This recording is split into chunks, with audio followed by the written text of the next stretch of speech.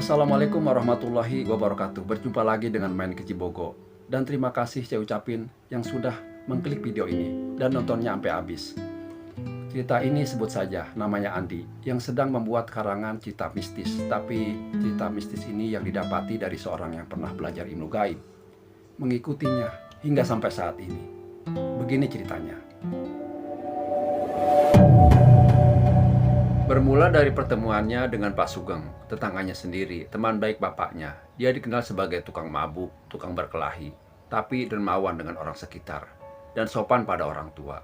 Intinya, dia seorang preman yang sangat baik. Suatu malam, dia pergi ke rumah Pak Sugeng, mau bertanya seputar barang antik atau cerita mistis. Maklum, dia sedang memanjakan hobinya, menulis di Wattpad, apalagi menurut dia di kota Banyuwangi ini masih sangat kental dengan kepercayaan-kepercayaan mistisnya. Sayang, bila dia yang terlahir di sana tak banyak tahu mengenai hal itu. Maka malam itu dia ditemani adik sepupunya yang baru kelas 4 SD, berjalan menuju ke sana. Dua buah gapura berlumut berdiri di depan rumah Pak Sugeng.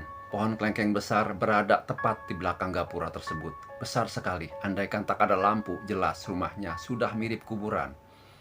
Kali pertama memasuki pekarangan, Andi merasakan singlu seperti berada di tempat lain. Hening, angin, dingin, seperti jadi satu. Hawa itu tertiup di leher, seperti ada yang mengendus-endus tekuknya katanya. Jaketnya dia rapatin lagi, sedikit berinding. Sepupunya mencengkram erat tangannya.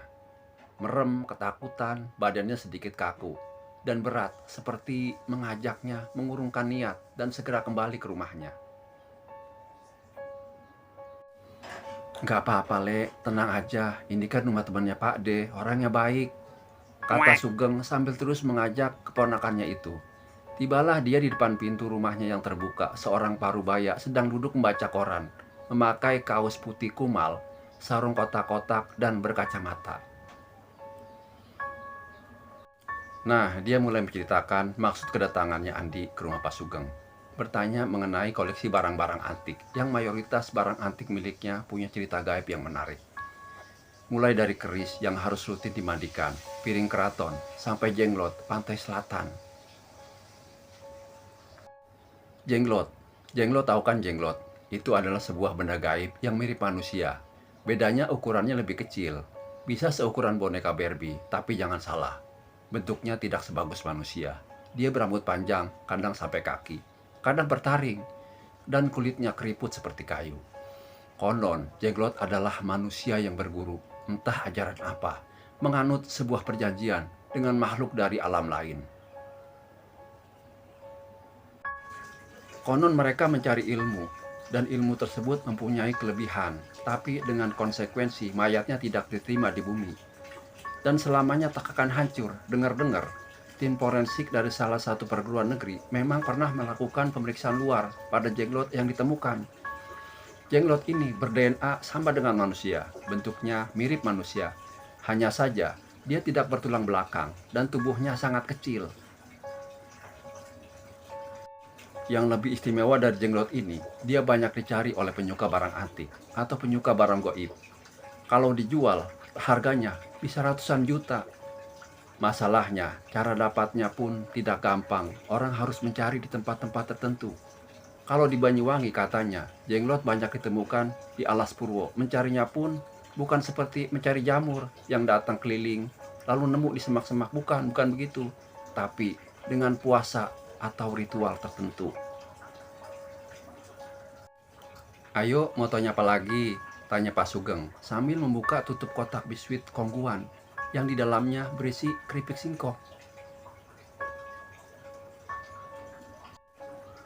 Lalu Andi mengambil beberapa, tapi tidak dengan sepupunya.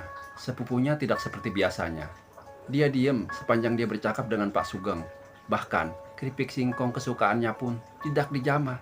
Meski Andi sudah menyodorkan padanya, dia tampak ketakutan. "Ya iya, anak masih kecil." Lalu Andi mempercepat pertanyaannya. "Kalau semacam jimat sakti gitu ada nggak, Pak? Yang paling sakti?" Lalu kata Pak Sugeng, Ada Pak. Sakti bagaimana?" Tanya Andi penasaran. Tali pocong.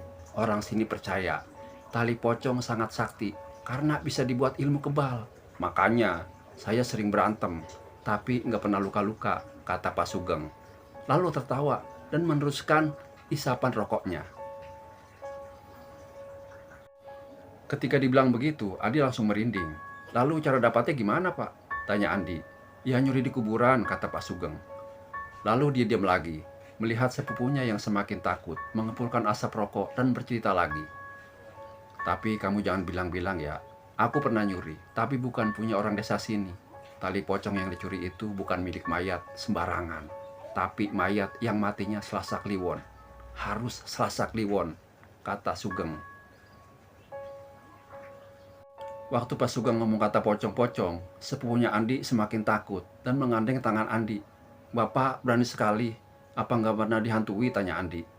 Tentu awal-awal aku mencuri tali pocongnya, pocong itu terus menghantuiku, kemanapun dia selalu ikut. Aku nunduk, aku melihat dia. Aku nengok ke atas, aku melihat dia. Kemanapun aku menoleh, aku akan melihat dia. Wajahnya hancur tak karuan, matanya melototiku, kata Pak Sugeng. Terus pocong itu kapan hilangnya, Pak? Tanya Andi penasaran. Dia masih sering berkeliaran di sini. Kadang-kadang aja dia hilang, tapi kembali lagi, kata Pak Sugeng. Bulu kuduk Andi semakin berdiri. Sepupunya menarik-narik tangannya, seperti sengaja menyuruhnya cepat pulang. Setelah basa-basi sebentar, akhirnya dia pamit, lantaran melihat sepupunya yang semakin pucat ketakutan. Tampaknya sepupunya Andi ini benar-benar merasa ketakutan hebat.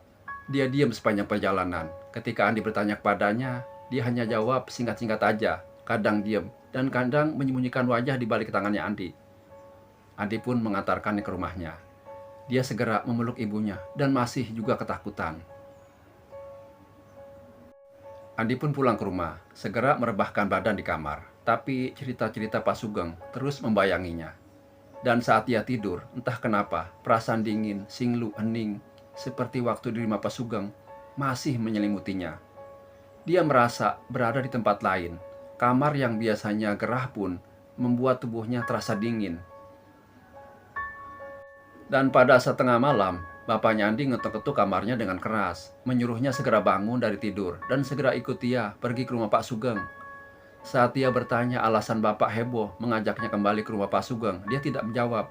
Hanya tadi dia sempat dengar nama bule dan ibu adik sepupunya itu disebut beberapa kali saat bapak bicara dengan ibu.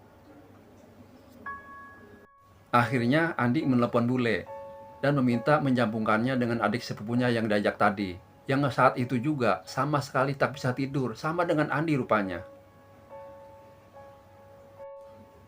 Dalam ketakutannya itu, sepupunya Andi bercerita kepada si Andi.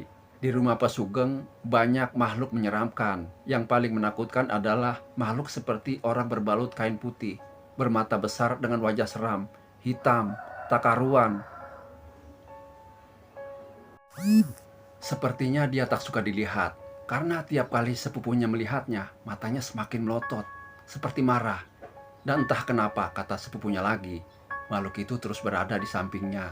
Sejak pertama kali masuk rumah Pak Sugeng. Saat dia berdiri, dia pun ikut berdiri. Dan saat dia duduk, dia pun ikut duduk. Dan kata sepupunya Andi, dia terus memperhatikan Andi dengan wajah tidak bersahabat. Jelas sepupunya saat itu membuat Andi semakin gemeteran. Dan semenjak kejadian itu, Andi mengaku memang merasa tak pernah sendiri. Tiap kali dia bernyanyi, seperti ada yang mendengarkannya. Tiap kali dia tidur, seperti ada yang tergeletak di sampingnya. Tiap kali dia senyum, seperti ada yang ikut tersenyum. Dan bahkan, beberapa kali Andi mengaca, wajahnya pun sekelebat berubah menjadi sebentuk wajah menyeramkan terbungkus kain kapan. Bahkan, sepupunya sampai sekarang pun selalu ketakutan kalau melihat Andi. Nah, itulah cerita dari Andi yang sampai saat ini perasaan itu masih terus mengikutinya dan mudah-mudahan tidak mengikutinya hingga larut. Cukup sekian cerita ini. Assalamualaikum warahmatullahi wabarakatuh.